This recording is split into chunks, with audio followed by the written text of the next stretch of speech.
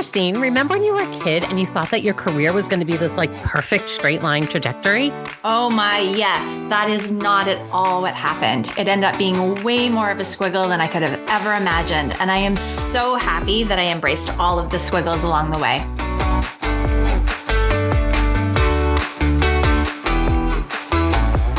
Welcome, everyone, to Embrace the Squiggle podcast, where we uncover the hidden gems of career transformation, one unfiltered, squiggly adventure at a time.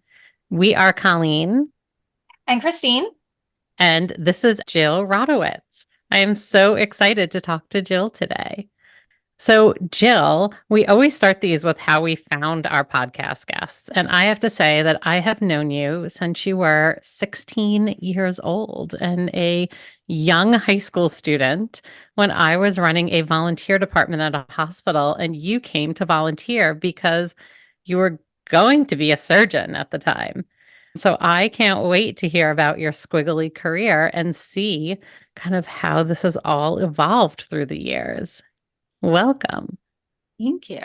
All right. So I always open with, what did you think you wanted to be when you were a kid? And I feel like I've already given people a snippet into this, but what did you want to be when you were a kid? So, as you already mentioned, I had these dreams of being an orthopedic surgeon.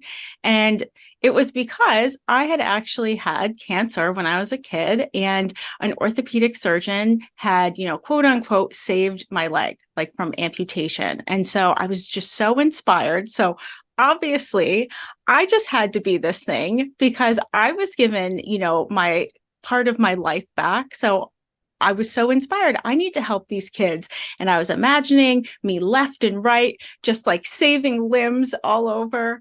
And yeah, I wanted that like feeling. And so I was like, yeah, I'm going to be an orthopedic surgeon. This is my calling. Like, obviously this happened for a reason, and it would just be the best thing.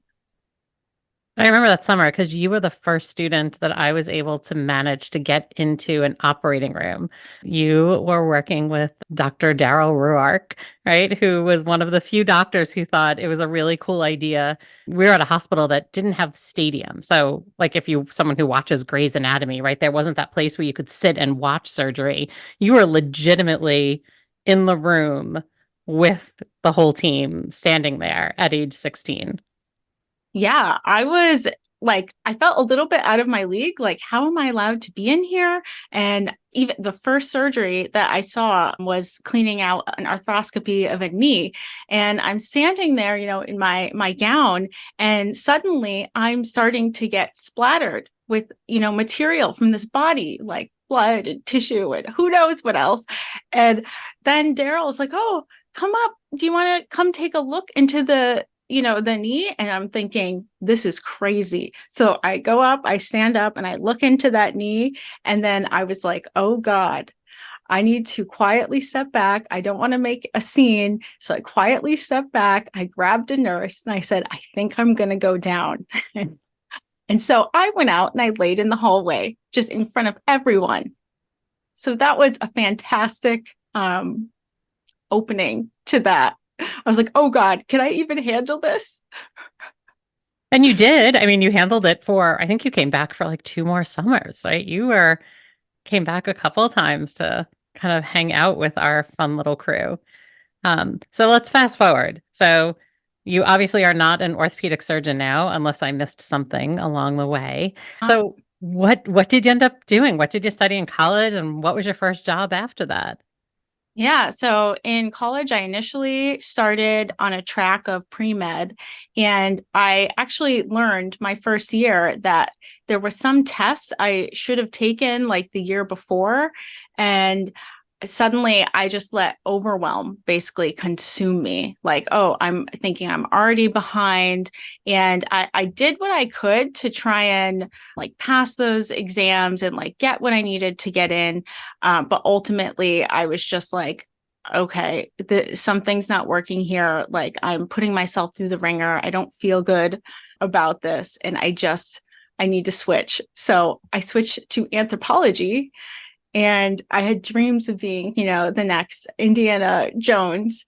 And as it turns out, archaeology it's a lot of being bored, reading papers and very technical things. It's not going out and, raiding the Lost Ark like I thought. So I kind of then switched over into a little bit evolutionary area of anthropology. And I even got my own skeleton, a human skeleton that I got to work with. And so I still had the bones there, like it was all integrated.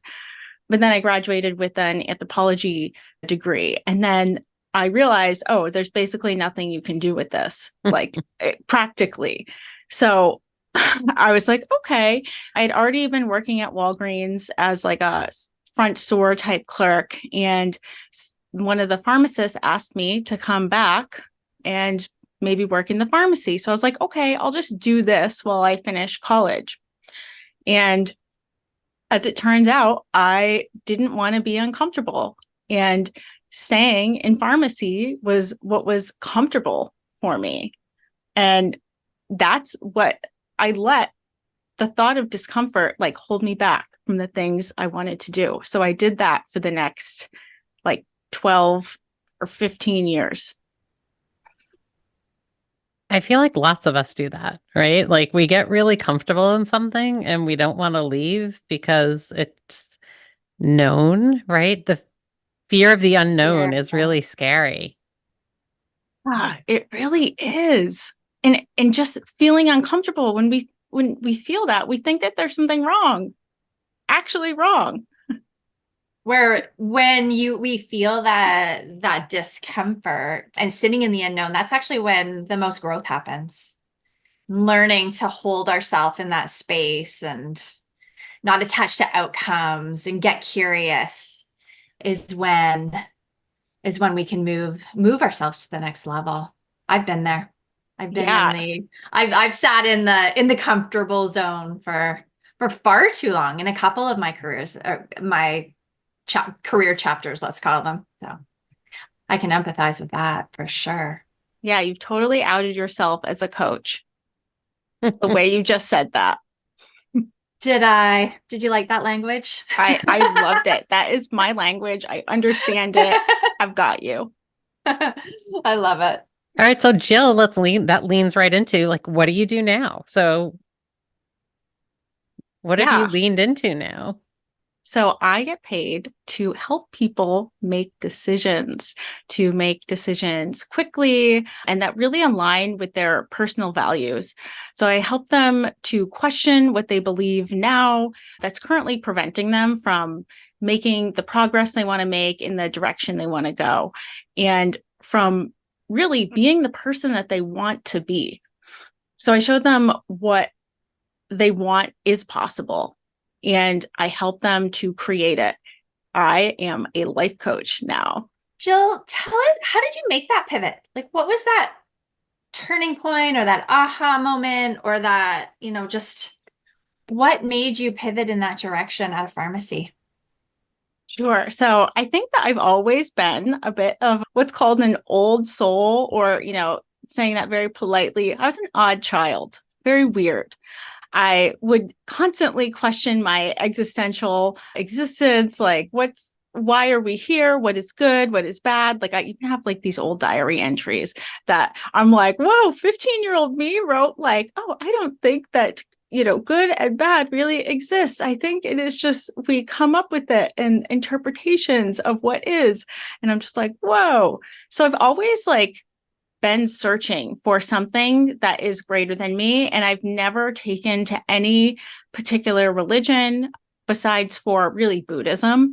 Buddhism really spoke to me, but the problem was that I couldn't really digest a lot of it. I couldn't really interpret it as to how it would apply to my life. Like, how do I apply this? And I just so happened to be listening to the Hidden Brain podcast, and I ran out of episodes. So I needed something else. And I put in a search and I was like, well, I'm a feminist and I love psychology. And let's put these words in here and see what comes out. And what came out was Unfuck Your Brain by Cara Lowenthal, who is another coach, life coach. She coaches women on how the patriarchy affects their brain and the psychology of it, the sociology of it, and really shows you how to make change in your life, especially if you identify as a woman or socialized as a woman. So I listened to her podcast, became obsessed, didn't even know how to coach yet, was changing my life. And then I wanted to work with her. And one of her qualifications was, well, you need to go to the school I went to. And I'm like, okay. So I looked that up. It was the Life Coach School. And then I saw that price tag. I was like, holy shit, $21,000. And so I'm the type of person that has trouble maybe paying $10 for a sandwich. So very, very frugal. But for some reason, from what I had just learned from this podcast, that price tag didn't scare me. And I was willing to get the money. And I was just going to throw it in here because I wanted to work with this woman. I wanted to do what she was doing.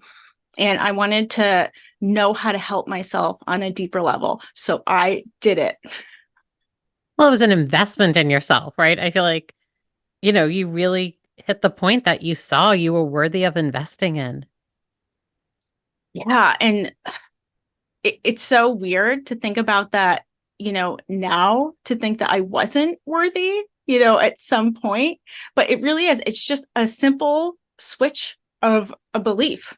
Like I am worthy or I am not. And it's so open to interpretation of what that even means.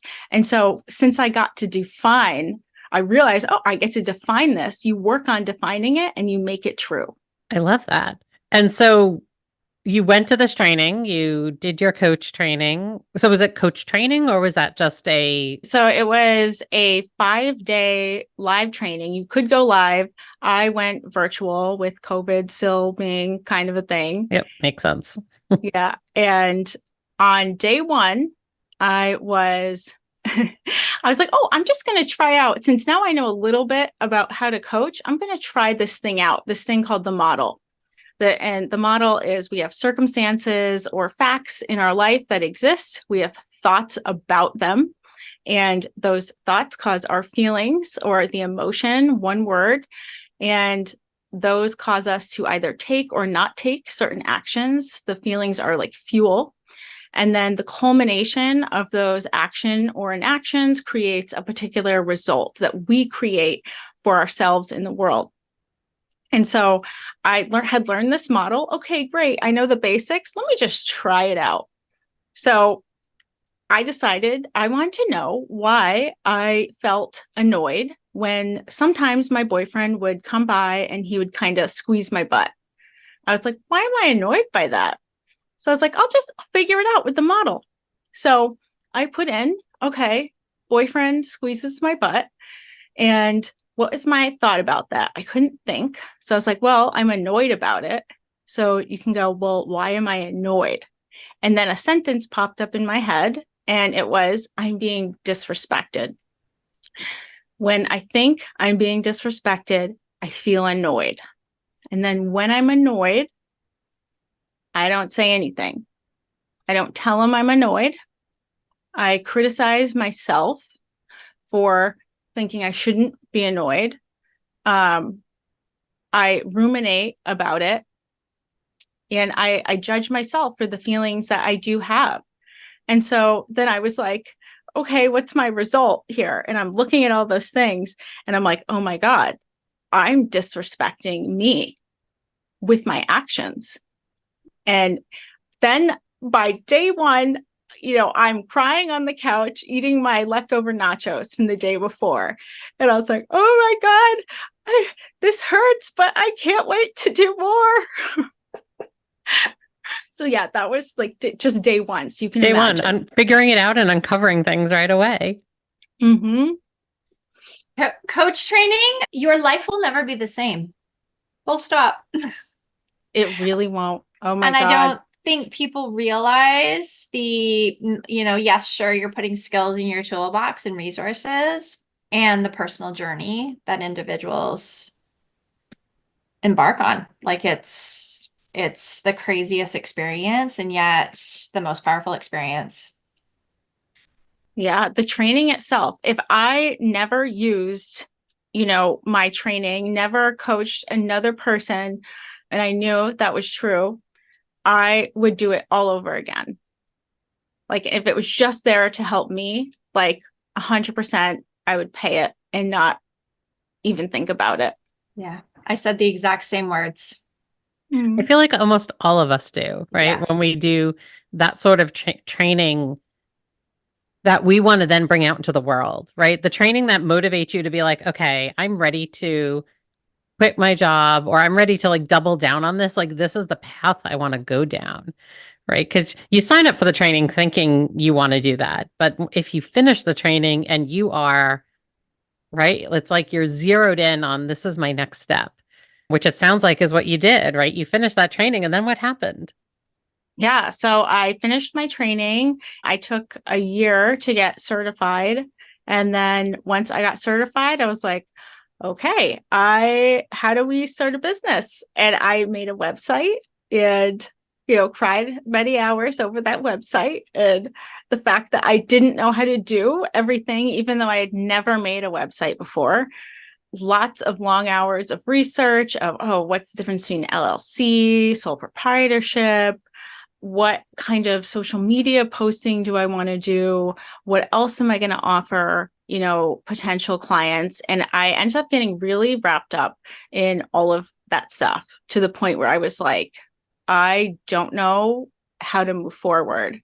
So I knew of a coach named Stacy Bowman, who actually is from the Life Coach School. And what she does is she helps life coaches make money. She helps them figure out all the marketing stuff and just how to get out there. So I was like, okay, yeah, I do need help. So once I was able to just admit I need help, which took many, many months to just, and I bought her program, and now I'm out there in the world. I have a couple clients and I am going to networking events and really understanding now that the point of it is to get out there and practice telling people what you do. Make offers with no outcome, like you said, attached. Like show up without attachment. Be willing to feel shame. Be willing to feel embarrassment. All of the emotions that we think are just the worst possible thing in the world to feel, you show up, and when they come up, you feel them on purpose all the way through, and you don't make it mean, that you shouldn't come back, you shouldn't have done this, because you're the one who gets to decide, and what you decide is ultimately going to propel you forward or not. And it sounds like you're just propelling forward now, because I've seen you out multiple times over the past couple of months. Like we've run into each other in multiple places out here in Massachusetts. So, I think of the whole piece, there's the coaching piece, and then there's also the entrepreneurship piece, right? As you started to talk about, it's not an easy path going out on your own, right? There's a lot of pieces that kind of come together for it. And it sounds like you're in the thick of it too, but what has been some of the big rewards of it? I mean, you talked about some of the challenges there of kind of setting the stuff up, but what has been some of your kind of brilliant, this was fabulous kind of moments? Yeah. So probably finishing my website, and mind you, I finished it like 3 separate times. So, but each time never done. I feel like we're all tweaking it all the time. Yeah. And this last time I actually was like, oh, I'm creating a brand. Like I just realized, oh, I'm branding, because I was using like the same colors and the same kind of font. And I just popped into my head, oh my God, this is what branding is. Like, it sounds so boring when you just say, oh, I'm, gonna do some brand things. But it's actually, if you think about it, or what I think about it, it's now really fun to me, because I'm like, oh, this is me. Like I get to work on this thing that I've created that is an expression of who I am and, who I want to be. Another kind of win for me was probably getting like my first client. And when they said yes, you'd think, okay, you're happy, you're celebrating. But my first initial response was, I was like, oh my God, I am going to be sick. It's a little scary. I was like, what? Someone's going to trust me with their decisions? Wait, then all the questions start coming in. Wait, am I qualified for this? Like, this is wild. So once I kind of let that drama kind of, settle and leaned into it and really answered those questions, like, yeah, I am the one, who's the perfect person to coach this person. Once I leaned into it, that's when it started to be fun. And I started to see myself as a professional. I started to see myself more as a professional, and rather than, some girl who's, showing up dressed up in, clothes and makeup and just here.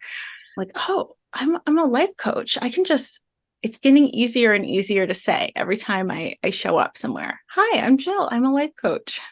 Nice. And I feel like that gets easier over time too, right? When you start to gain the confidence in that area. And confidence is something that I have been slowly building. And like, if you build it in one area of life, it certainly does, leak into the other areas. But you do have to really focus on the specific area that you want to really improve, because if you're not addressing those specific thoughts that you have about that particular thing, then you're not really answering those questions for yourself. You're not making it clear. So, self-confidence is something I will luckily always get to work on. I will never run out of potential to work on it. And that's like amazing to me. So, one of the things we usually ask people are things about like, how do you stay motivated about your work, right? Like, how do you kind of stay passionate about this? And you're fairly new into this, right? This is a new career squiggle for you, right? Moving into this area. Oh, yeah. And so how are you going to kind of keep going with this? So I've found that every time my motivation starts to wane, I'm like, what's happening right now? And I realize it's because my focus starts to shift onto me, and like almost like I am judging myself, I'm criticizing myself. As soon as I put it onto the people who need my help, the people who need my service, who want me, as soon as I shift it, even if they don't exist yet, as soon as I shift my mindset to those people, all the people that I can help them get what they want, make the decisions like easier. That's when my motivation is like, oh my God, I got to hop on. Who can I help?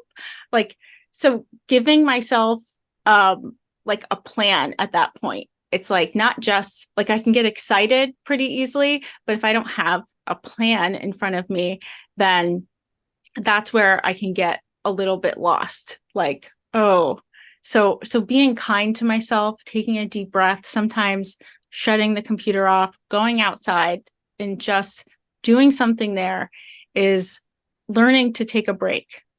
That's what I'm learning to kind of balance right now. And I know that that's the key in keeping me going, because I need to also reserve my own energy for myself if I'm going to be, devoting it to other people. The power of the pause, I call it. Oh, yeah. The power of the pause. And I also heard in there, like shifting and making sure that you're sitting in an abundant mindset. Because when we flip into scarcity, I can speak for that becomes my roadblock. Like I don't call in any clients. I don't call in any opportunities. Like everything just comes to a screeching halt. And usually it's because I'm not clear on something. And as soon as I can shift and be in an abundant mindset, and I'm clear in terms of what I want to call in, that's when the opportunities and the clients and the right profiles of clients that I want to work with literally appear on my doorstep. And actually being able to like admit you're in scarcity too was also like a hurdle for me to get over. Like a couple of years ago, someone had said something to me like, oh, you're really just thinking from a place of scarcity. And I was thinking, how dare they? What do they mean by that? And, so I took it as like, oh, a jab. But then when I really like allowed myself to question it, to be open to that idea, to really look at what I was doing, I was like, oh my God, yeah, I totally am. I'm coming from scarcity. And that's why I am being so like grabby about things, like that grabby energy, that convincing energy. It's because I'm really just trying to convince myself. Yeah. Yeah, absolutely. Absolutely. I think for a lot of us who are entrepreneurs, we get into that mindset, right? I've played the game in my head so many times of, okay, how many months out do I have enough money in the bank for, right? In my business, do I have enough to cover 3 months or 6 months? And when's my next client coming in? Oh gosh, I don't have someone booked for the next, I only have people booked for the next 4 months, not 6 months. Then it makes you pause and say like, oh wait, I'm booked solid for the next 4 months, and kind of switching your brain onto that can be really helpful. And I also am a firm believer in things come your way, right? When you're ready for them. And so I think if you're in that scarcity mindset, things aren't going to come your way because you're not ready for them. Well, you're filling the space with things that aren't meaningful. I know that I had to learn to say no. And I remember taking on clients, even though in, say, a discovery call or just that first informational, let's see if there's a fit call. My gut, my intuition was like hard no. And then sure enough, something, there would be a moment where I was like, and that would be why, I was telling myself no.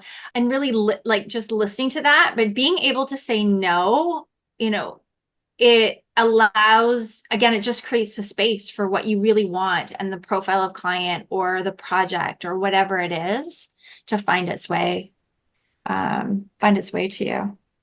So it takes a lot of confidence though, to say no and to turn somebody down and to say, I don't think this project's the right fit, or I don't think that this client profile or is the right fit. But it certainly is liberating when we can actually get really clear and turn away business. So the way I think about scarcity too, or the way I can overcome it, is by really defining it for my brain, because my brain has no idea what that means when I say I don't have enough money, because I haven't defined it. What is enough money?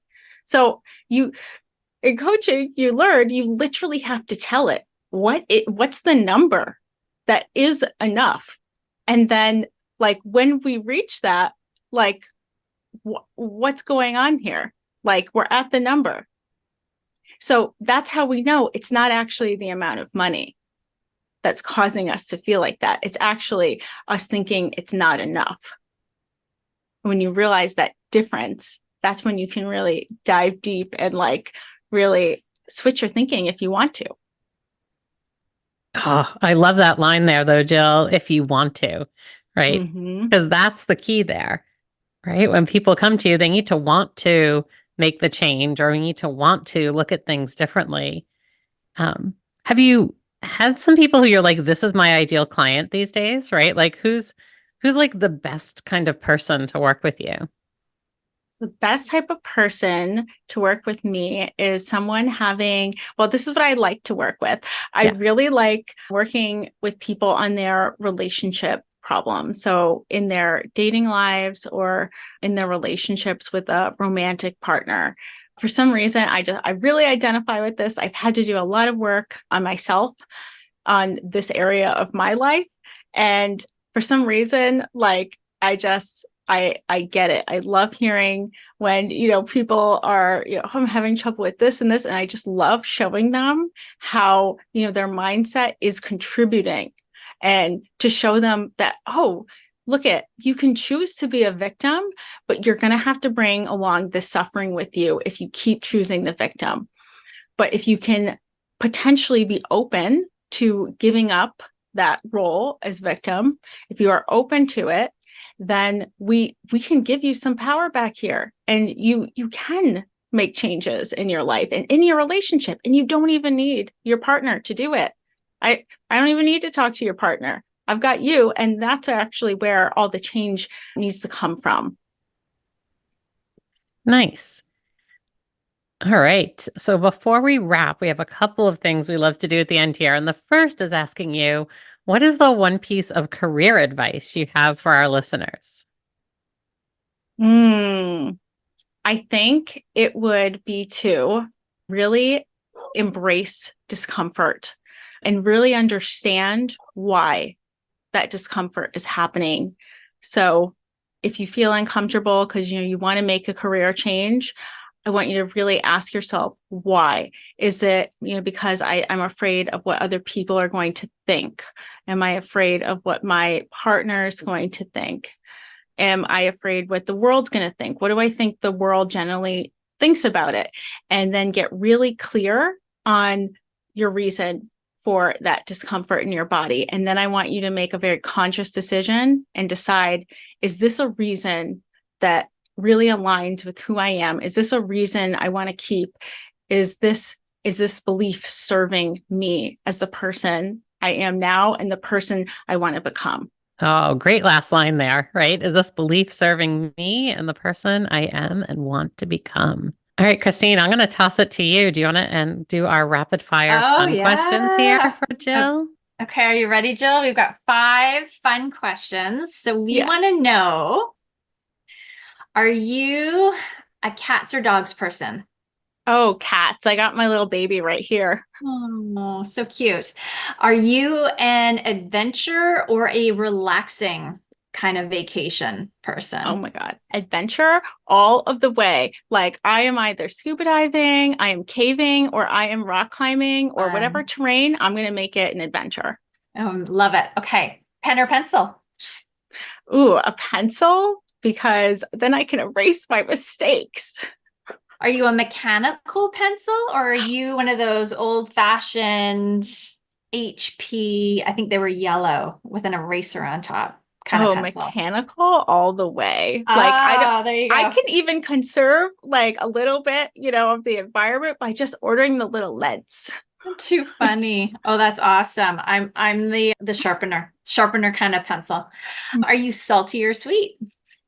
Ooh, I think salty. Like I am known for being very direct, more direct than the average woman. And let me tell you, it's gotten me into some trouble, but I kind of like it because it challenges me to really question, well, why did I say that?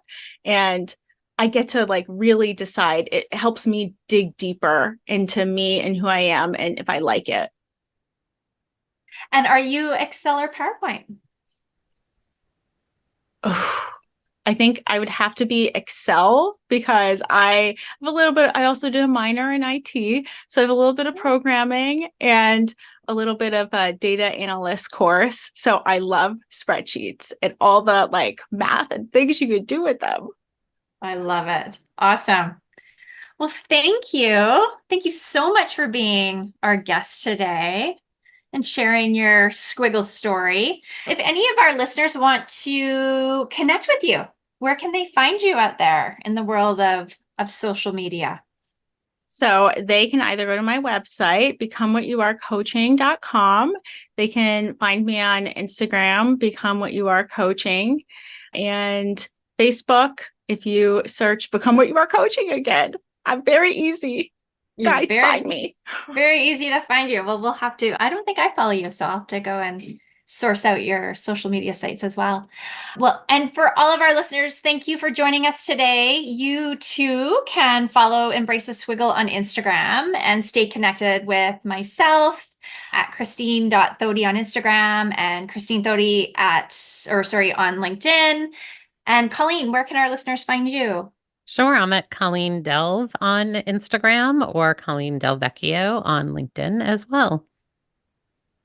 We will continue to share lots of updates and additional insights from our guests or listeners, and even just our own journey in terms of coaching and all of the good things that Colleen and I are involved in outside of this podcast.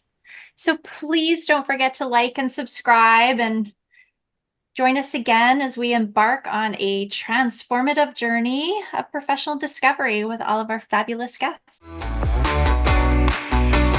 Is it time for you to add a little squiggle to your career? Join us every week to hear from another guest talk about how they embrace the squiggle. Subscribe now and find your inspiration.